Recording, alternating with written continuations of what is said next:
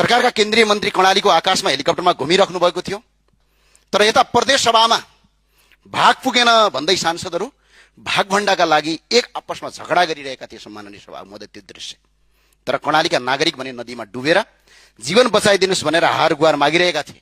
सम्माननीय सभामुख महोदय, उद्धार टोलीसँग साधन थिएन।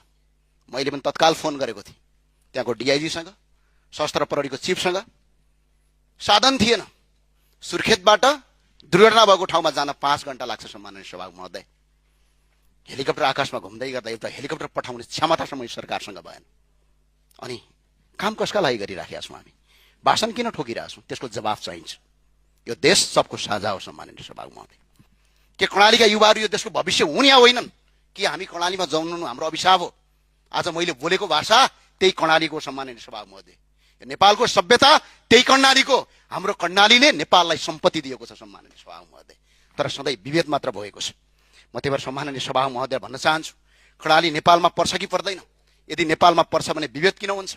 कर्णालीका जनता नेपाली हुन् भने विपदको बेला राज्य किन अनुपस्थित हुन्छ?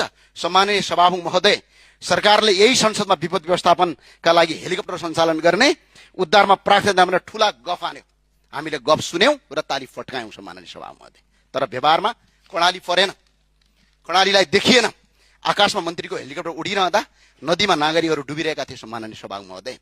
यो दृश्य केवल एउटा दुर्घटना होइन, राज्यको संवेदनशीलताको सबभन्दा ठुलो प्रमाण हो।